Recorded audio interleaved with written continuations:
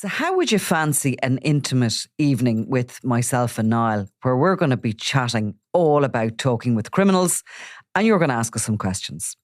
We'll be performing our brand new show, Look Who's Talking, live in Kilkenny this weekend on Saturday the 17th of May at the Pembroke Hotel at 8 o'clock. Very limited tickets are available on www.kilkennylawfestival.com. So, Eamon, we're on day 10 of the trial of Richard Satchwell for the murder of his wife, Tina. And today we started off again with the garda taped interviews of Richard Satchwell after he'd been arrested and Tina's body had been found. The guards are obviously questioning him, I suppose, about the details during this time. Yeah, he's admitted, like he's changed his narrative of that she went missing and she was gone from the house. And his narrative now is that she went at him, completely surprised him, came at him with a chisel, was trying to stab him. He fell on his back and he held her back with, while lying down, and she on top of him trying to stab him with the chisel.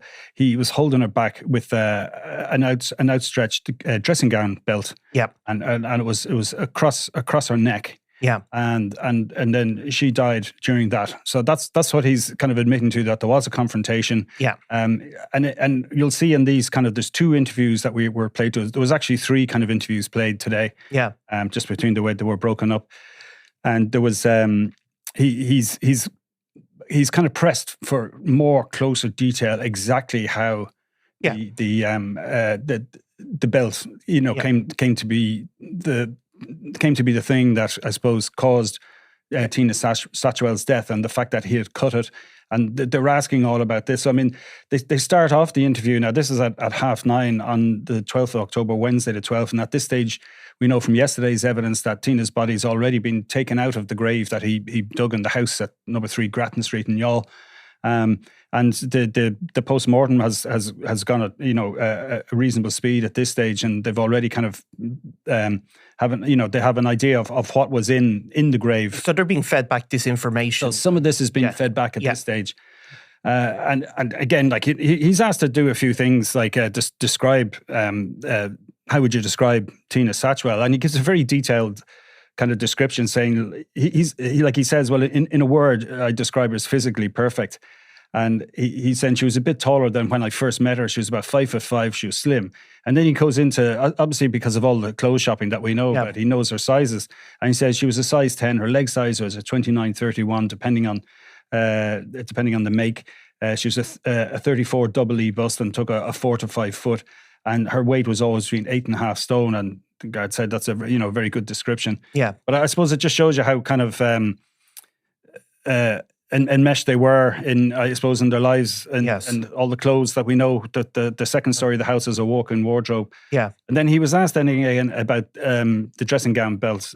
He said there was 2 robes involved on the morning of March the 20th, 2017, and he was talking about this kind of terry towel robe, and there was the belt was made from the same material, but and he was asked, did it go through tubes on the side, or was it sewn in? And he was trying to explain that it was kind of untied. He thinks it was untied. We find out, and he says, she often washed, say, 3 or 4 of them together, and the belts would go in, and she'd take whatever belt was nearest.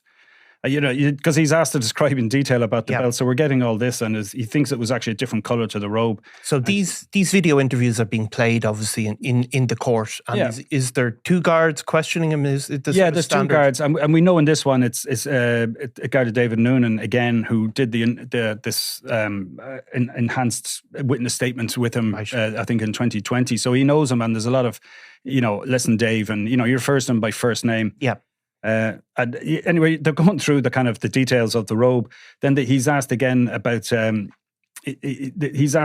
freezer, and he says, Dave, I remember I put it up on Dundee, I think it was, when, I don't know, pretty soon afterwards. It wasn't a month, it was sooner than that. And then apparently somebody came and took it away in a car. He said he couldn't tell you the name. My head was all over the place. And he said, I asked, did he remember what kind of car it was? He says, I'm not good with cars.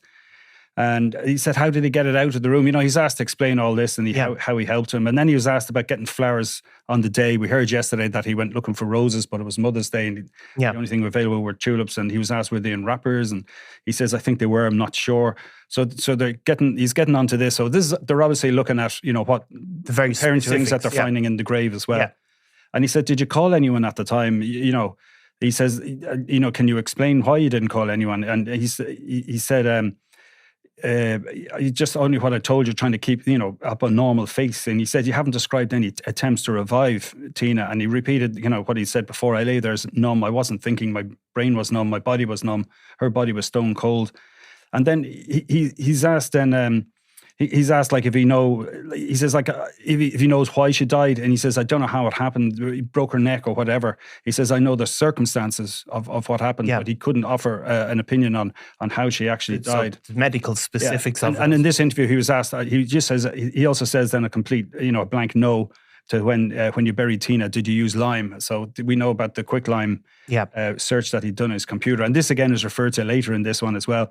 But then there's this, he was asked, like, you used nail scissors to cut the belt, was it difficult? And he was saying, no, it was hard, not physically, but mentally, because he was holding her at the time. And he was talking about, again, it was a feeling so strong and emotional, he can't put it into words. He said, my arms, my body were shaking, not out of anger, out of sadness. And he said, he was asked, why was it so difficult? And he said, well, the scissors were made for cutting material. And he says, like, where did you cut it from? He says, I don't know. I was holding her in my arms and the belt was stopping me from putting her arm around me. Yeah. And he kind of puts his hand on his chest in the video. He says, I know it sounds sick, but I wanted her arm around me. The belt were over her arm, it was across my body. I wasn't thinking straight. That's the kind of situation no one wants to be in. So, I mean, obviously, like Richard Satchwell has pled not guilty to the murder, but I suppose this evidence shows how he's accepted how she died, or as she died as a result of this. Well, he's accepted that she's dead after this kind of confrontation. Exactly. And again, like, they're kind of getting the detail. At one point, they give him the sketch that he'd previously done of the room, and they're saying, look, can you put down exactly where you were standing or where you're sitting at this time? Where the nail scissors that you used to cut the belt, where were they and why were they there? And they're explaining, like, it was on the armchair, the couch where she normally sat when she'd do her nails. And he was able to just about reach it. He was stretching for it.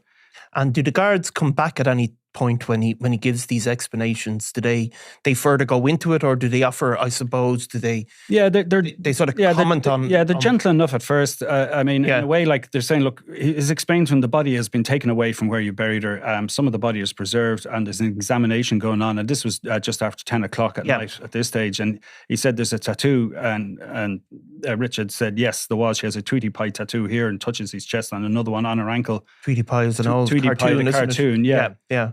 And he said, look, we're going to examine her, he says, we're going to examine her. The guard tells him we're going to examine her body. And, what you said, you buried her respectively to establish the cause of death. What do you think that's going to be? And again, he goes, like I said, I attacked her, me fighting her off.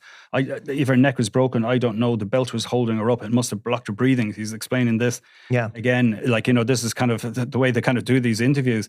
I suppose there's the interviewer says to him, look, if that's the case, if the airway is blocked, and this is why I'm asking you this, he says to him, it's not something that happens in a flash. Yeah. It's not something that happens in a couple of seconds or in a split second.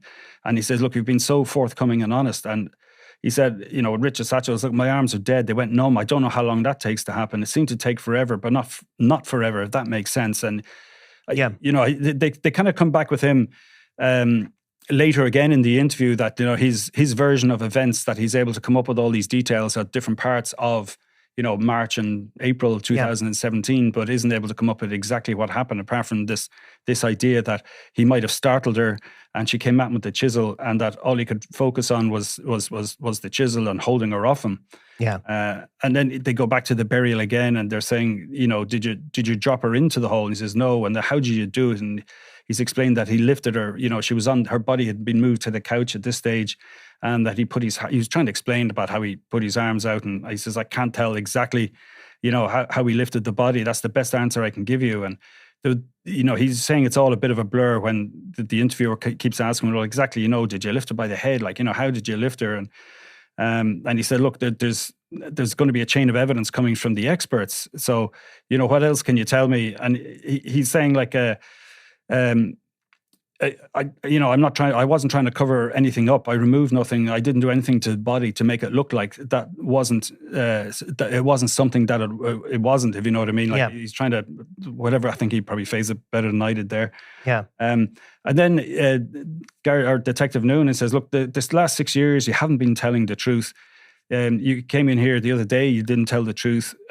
Because we've obviously played those interviews over the other days of the trial, which were a series of interviews, both with gardaí and with the media. They were all played over the last few days where he spoke, made appeals for his wife's return in the media, and also told gardaí that he didn't know where she was. And obviously, as you said, some of these guards have been a part of those interviews, so now they're coming back to them. Yeah, and basically, exactly, yeah.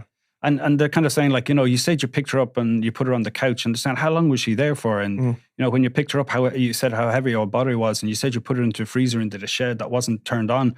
It doesn't make sense to me that you've taken all this time, given the burial that you say was respectful, and you can't remember these details. It doesn't make sense. He says, can you understand that's why we're asking all these questions? And he says to Satchwell at one point, you're excluding the most significant thing, and there's no logical reason you would do that other than there is something else. Yeah. So they're trying to get him to kind of explain in greater detail exactly how Tina Satchwell came to be dead as a result of this conversation. And these are obviously garda interviews where they put these things. This isn't necessarily the state's case, but it's a garda interview. It's a wide ranging over many hours. Yeah, they're kind of. They're putting what they see as there's something missing here from the story. This doesn't add up. Yeah. And at this point, Garda Noonan is, he's making his points, I would say, in an emphatic manner, in a forceful, speaking forcefully. Yeah. And he said, like, does it make sense to you in your opinion? What, he says, I'm telling you what you're saying doesn't make sense. Nobody could die just like that. Yeah. And, his reply to that was, I said it the way it was for me. I've tried to make you understand. That's not the way I've seen it.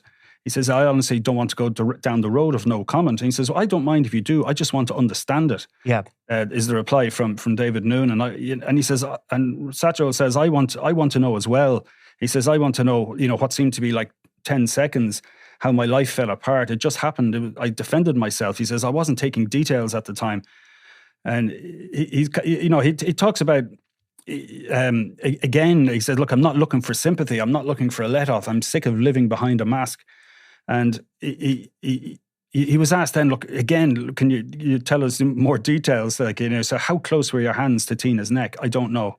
Yeah. It's these kind of details that the guards are trying to get, Yeah, and obviously Richard Satchwell's case is that he was the victim of domestic violence over a number of years. We've heard him say that both in the old interviews and that's been his case, and that Tina came at him that day with a chisel and he effectively defended himself.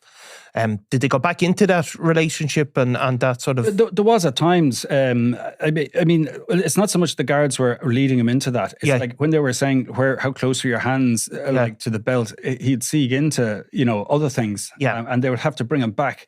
And I mean, and again, like even later in the interview, like, they were saying, he was asked again, like, in your opinion, did the belt and your hands holding it cause Tina's death? Honestly, I don't know. Yeah. And he's saying, look, I'm not trying to, he's kind of more or less says, he felt that the guard was trying to twist what he was saying. Yeah. And he said, look, I'm going to prison regardless. He said, and it was said to him, look, a judge and jury will decide that.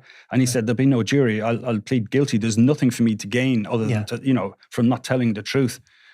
And he's saying, I'm saying what happened the way I see it. And I'm not saying that's the way it happened. And again, the guard says, are you saying then that there's something different could have happened from the way you see it? And he says, you're trying to put words in your mouth.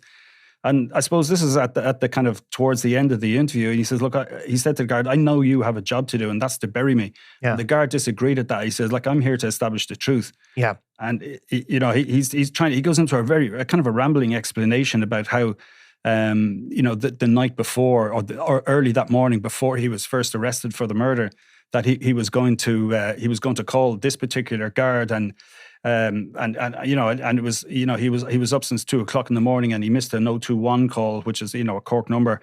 And he said, I was going to come here without the arrest in Niall. And and again, he said, for so long, I've kept Tina's secret. This idea of the violence towards him. He says, I've kept that from the public eye, and I'm not going to drag that out in front of every Tom, Dick and Harry. And he says, I've nothing to gain and I've nothing to lose. So he's insisting that he's telling the truth. And that's why, and the reason he's vague about the details of how the robe, the belt came to possibly, end Tina's life. He can't actually explain that because, as he says, it's all a blur. And as he said yesterday, he was like robotic and in a kind of an automatic state. Yeah. That's the 13th of October, and that interview then comes to an end. That's the 13th of October. That's the morning session. Yeah. And that's the one, as we heard in the morning today. Yeah. And then the next interview, it's a different set of officers who are questioning him this time. So they give him a bit of a break, which is normal that people. This is the 13th of October, and this is kind of, there's a couple of procedural bits that were edited down to save time in the trial, and these are all agreed, and this is explained to the jury. It's some of the kind of the, do you understand what's going on? And the rights being read and the solicitors, and all the procedural stuff. So, and the read over as well of the statement and the signing. And most of that has been cut with agreement just to shorten things down. So it's an hour and 15 minutes, but it on the clock, it starts at 10:04 a.m. and it doesn't finish until nearly half day. So while we only saw an hour and 15 minutes, he was there for 2.5 hours. And again, he was there sitting in the chair. It's the same interview room. It looks like the same interview room all the time. Yeah. And he's asked then by this new interviewer, to go back to like when you came back to the house in Dungarvan. And again, he's talking about that. And he was talking about at one point, as he goes kind of off the subject again, he talks about how like he was living two lives. He was the life where he was going to work, doing his deliveries. And at one point he says this was recharging his battery. And then, someone who would have been shocked to hear what the other version of him did. And that daytime, as I said, was the battery charger. And then at home, he was sitting on a couch that had moldy dog shit on it. Yeah. And he hadn't changed the bed sheets in years. That was my true life. I had no quality of life. I didn't want to have a life. I was like a homeless person with a roof overhead. I had no motivation to clean up or do anything. That's how I was living. Yeah. So he's painting this picture of him at home, in this kind of, pretty awful existence in the house where, remember, Tina was also buried in the room where he's referring to, sitting on the couch. And he mentioned then in this, look, something came back to me yesterday, and he was talking about how, the position of the body, it was a minor enough detail. And he says, it just came to me. I don't know, why it was last night. And he's talking about that then with the Garda interviewers. So at that point then, the guards also speak about the building work that had gone on in the house. And, he describes, I suppose, having done some of it himself. He actually says he did all of it himself. Okay. So there's an actual extension that was built since Tina's disappearance. We know death, unlawful death. And that, he put in all the plasterboard, the windows, the doors, and he goes into this and he's asked, well, who did that? And, and the interviewer kind of says, and that must take a lot of effort and strength. And he said, well, more effort than strength. And he said he'd always been a physical worker. And he was asked then again, like, how was your life altered, after Tina was gone? And he said that my quality of life was non-existent, and that the only thing again was concentrating on driving, and the stress was always there, but wasn't at the forefront. But the stress of home would reappear when he went back to the house, and I had no life. And there's one kind of quote he said, "I'm not inhuman. I have a conscience. I still dream of Tina. I've never lost the desire to be with her." Yeah. And then he's asked, like he's been asked about some of the things he said in previous interviews. So he's asked, that you previously said that Tina was threatening to leave you. Is that true? And he stays true to that part of his story that he's been putting out to the media and in previous statements to guards, and that she was consciously saying it. And he said after her brother's suicide in 2002, she was a bit quiet. She was quieter about that for a while. But this says the sadness was worse, and she could always still fly off the handle. And she used to say things to him like, "I'll get the guards to keep you away from me." And then when she calmed down, she'd deny saying it. So he's constantly painted this picture of her. Certainly two aspects of that. One, that there was a definite change after her brother took his own life in 2012, and also he paints this picture of her being having a temperament that could go from being very violent to being the opposite, and to being a very loving person. Yeah. And this is the portrait he's put across to her, both in the previous interviews before speaking about her death, and also now, I suppose, as well. Yeah, and when he's doing this, then again he goes into a kind of a side story about how they bought Ruby and and paying This is the dog, is it? Yeah, and then how they bought the parrot as well, Pearl the parrot, and how Tina woke up the next morning saying it was great, and the guard was saying, you've gone off topic here, and asked them again, like, when did she last threaten to leave you? When was the last time? And he can't say for sure. He said it was after Pearl. It was, she never threatened it after Pearl died. Yeah. Pearl the parrot. And Pearl died on the 17th of January that year. So it was sometime before the 17th of January, according to Richard Satchwell. It was the last time that she had kind of threatened to leave him. And again, he said that he was asked about, this money, the 25,000 he said she took. Was that a lie? Yeah, it was, he said. This is the money that he did this in interviews. Yeah. With the media as well. And he told the guards as well that, he came upstairs and realised she was gone and the 25,000 euro savings was gone. He also mentioned, it came up, I'm not sure the context exactly, but he mentioned that he got caught a couple of times shoplifting, once in Cork City and in 2016 and once in Clonmel in 2014. And he was asked about the financings, and he says the ESB was in arrears, the catalogue, the Littlewoods catalogue thing was in arrears. And he was explaining to me again, look, we have to establish the truth. He says the day, he was asked again about the day you died and how long, how long he was sitting there, because he was talking about, he came back from Dungarvan and he was sitting there then all night, holding Tina, and basically woke up the next morning or the next morning rather, got up and his back was stiff, or his backside was numb and his back was sore and all the rest of it. And he's asked about this again. And then they go back. He's asked for more details about the event, and he said he was asked rather, did you take the chisel officer? No, why? He says, I wasn't expecting her to come at me like that. I was falling backwards. So, he says again, it happened so fast and I couldn't grab her hands. I was holding her up, and he's kind of said to him, he says, look, you're 6'2", you're a strong man. And the guard said to him, I'm not a small lady, but if I went at you with a weapon, I'd be fearful of you taking it from me. Yeah. And his reply was that, the smallest person can be can be stronger than a big man. I just wasn't expecting her lurching at me, pulling at me. I just reacted. I can't honestly say that I could have got the chisel. And he said that the thing that he was focusing on was trying to keep the chisel away from me, nothing else. And he said, look, I'm giving the best account I can. And he's told, you've given an account, but you're picking and choosing what aspects you're going into detail on. And he, and the guard says, I can't make sense of it. And he said, Richard Satchwell, I can't make sense of it. So, and then he's asked, did Tina actually say that, to you one time that she'd wasted 28 years of her life? And he says, yes, that was true. If she was angry, these are the kind of things that she would say to him. And then he was asked about the violence towards him from Tina. Yeah. And he's told that the doctor, that he said had given him cream for scrapes on his face. They have no record of it. And so this was in a previous interview back before.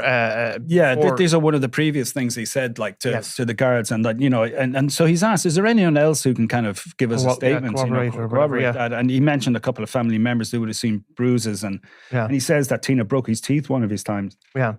And he says until that day, that was the only time he defended herself. It happened on the spur of the moment. And again, he talks about it, he wasn't expecting it. And he says there was no intent, no premeditation. He says if there was premeditation, there were thousands of lanes we walked down together. And then he kind of said, look, I'm a man, I've had a lot of scars. He says, there was a trick or something I'd seen in the telly where you can bring it up on my skin. And he said, if you did that, you'd see I've a lot of bite marks on my body, not just my hands, my back, my cheek.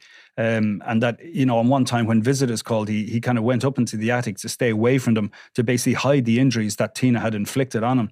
Yeah. So they come back then, do they, to ask him about the searches for Lyme on the internet and some of the other circumstances?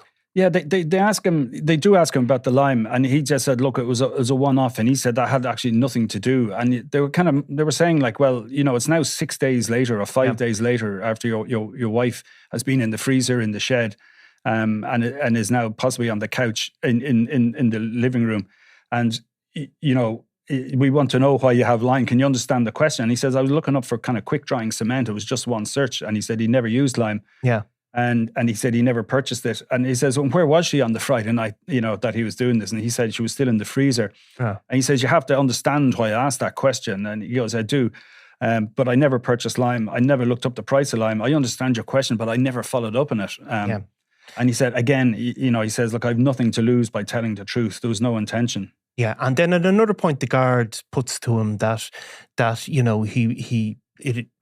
he's questioned to say, did he try and basically create an alibi for him at her time of death, in terms of what his movements directly after she died.